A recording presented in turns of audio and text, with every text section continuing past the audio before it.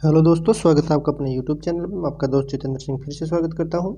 और आज हम SSC GD, RPF, D group, सभी ऐसे एग्ज़ाम जिसमें स्टैटिक जीके पूछा जाता है उन सभी के लिए एक नई सीरीज चालू कर ले, जिसका एक फर्स्ट प्रैक्टिस सेट कर लिया है और आज सेकंड प्रैक्टिस सेट चालू करेंगे, जिसमें रोज़ के 25 क्वेश्चन का एनालिसिस करेंगे। जिसके तो आज इससे पहले 25 क्वेश्चन कर लिया, 26वें क्वेश्चन से स्टार्ट करते हैं।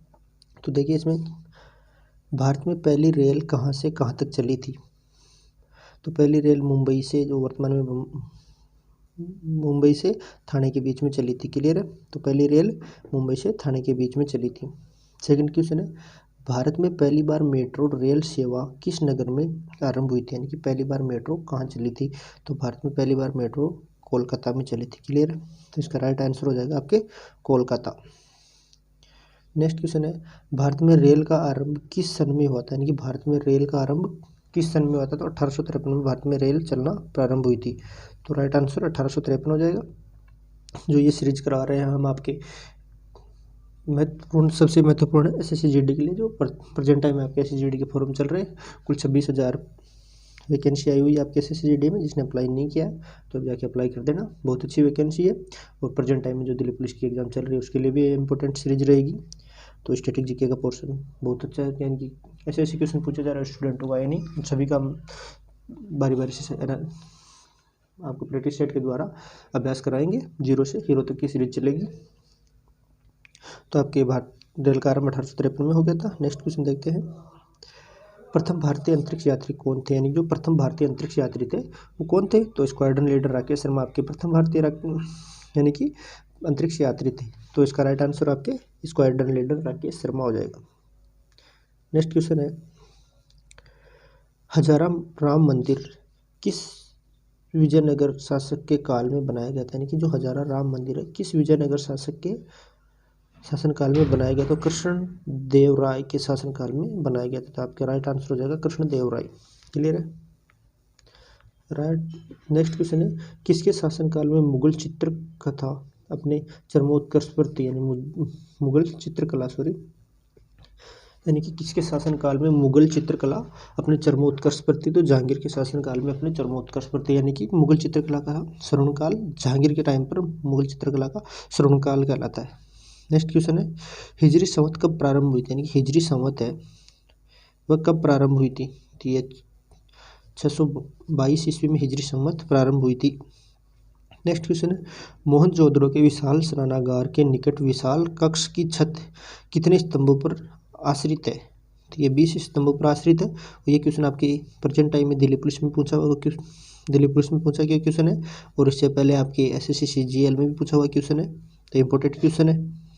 नेक्स्ट क्वेश्चन है, मेगास्थनीज के अनुसार जनसाधारण के लिए दूसरा निषेध क्या है, यानी कि मेगास्थनीज के अनुसार जनसाधारण के लिए दूसरा निषेध क्या है। तो यह असत्य दूसरा निषेध है। क्लियर है। तो इसका उत्तर आपके असत्य हो जाएगा। नेक्स्ट क्वेश्चन है, किस सातवाहन शासक के क्षत्रप नहपाण के सिक्के को पुनः जारी किया था, यानी कि वह सातवाहन शासक कौन था जिसने क्षत्रप नहपाण के सिक्के को पुनः जारी किया था। तो वह गौतमीपुत्र सातकर्णी ने किया था। क्लियर है। तो गौतमीपुत्र सातकर्णी, तो आपका राइट आंसर गौतमीपुत्र सातकर्णी हो जाएगा। नेक्स्ट क्वेश्चन है, सर्वप्रथम किस उपनिषद में ब्रह्मचार्य, गृहस्थ, वानप्रस्थ, संन्यास आदि 4 आश्रमों का वर्णन किया है, यानी कि वह कौन सा उपनिषद है जिसमें यानी कि ब्रह्मचर्य, गृहस्थ, वानप्रस्थ, संन्यास आदि आश्रमों का 4 आश्रम होते हैं जिनका वर्णन किया। तो वह जबाला उपनिषद में। क्लियर है। तो आपके राइट आंसर होगा जबाल उपनिषद। नेक्स्ट क्वेश्चन है आपके,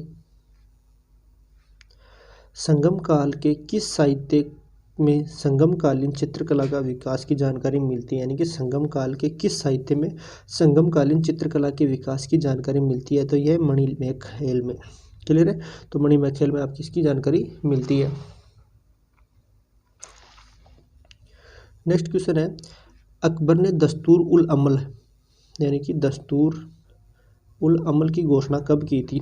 जो अकबर था उसने दस्तूर अल अमल की घोषणा कब की थी। तो ये 1582 में 1582 में इसने घोषणा की थी। तो आपके अकबर ने दस्तूर उल अमल की स्थापना 1582 में की थी। तो आपका राइट आंसर 1582 हो जाएगा। क्लियर है।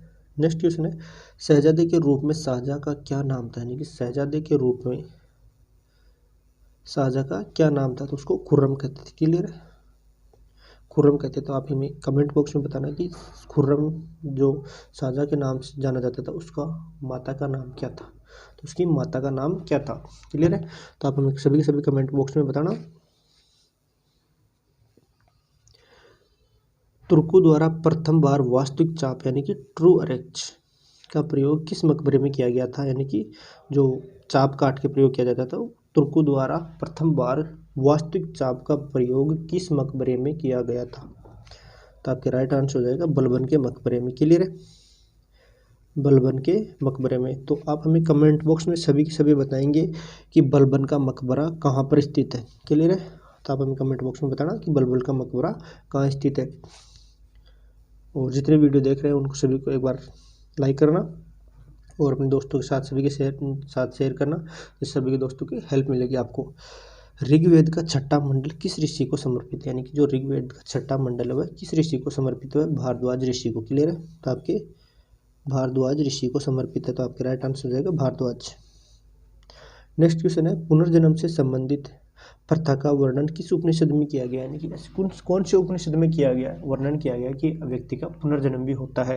तो ये आपके हो जाएगा वह द्राण्य में उपनिषद में आपके यानी कि पुनर्जन्म का वर्णन किया गया है।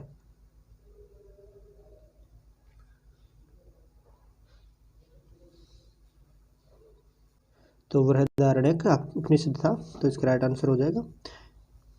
नेक्स्ट क्वेश्चन है, अशोक सम्राट एक लघु शिलालेख भाब्रू में है किस राज्य में स्थित है, यानी कि अशोक का एक लघु शिलालेख भाब्रू में स्थित है, तो वो किस राज्य में स्थित है, तो ये जयपुर में है और जो राजस्थान के जयपुर जिले में स्थित है, जो किसकी खोज 1840 में कैप्टन वर्ट ने की थी। राइट, तो आपकी 1840 में कैप्टन वर्ट ने इसकी खोज की थी और ये राजस्थान के जयपुर जिले में स्थित है भाब्रू शिलालेख। नेक्स्ट क्वेश्चन है 44 नंबर का, गुप्त साम्राज्य के किस शासक को हेनसांग ने शक्रादित्य की कहा था, यानी कि शक्रादित्य की उपाधि दी थी।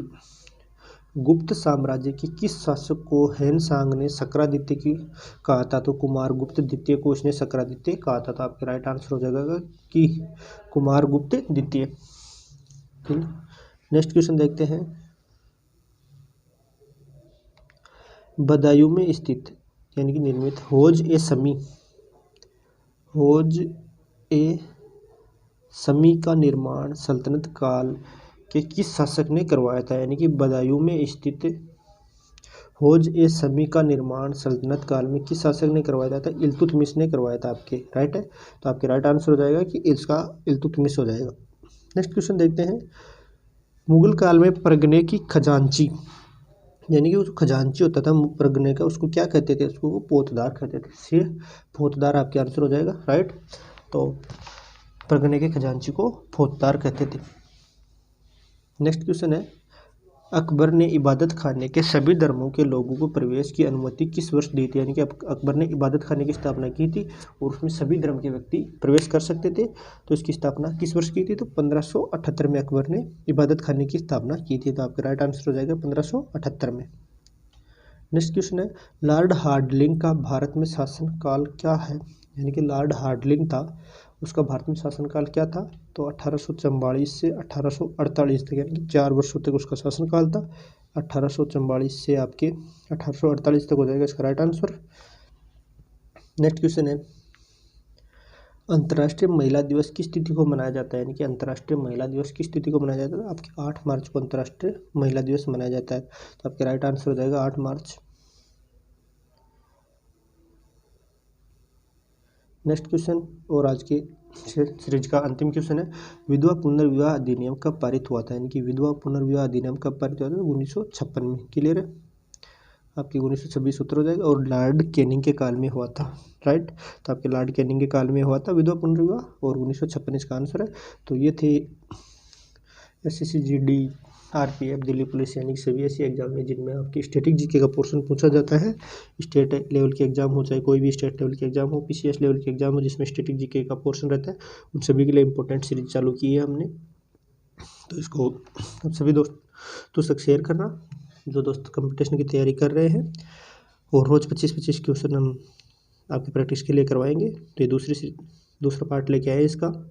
मिलते हैं कल तीसरे पार्ट के साथ। जय हिंद, जय भारत।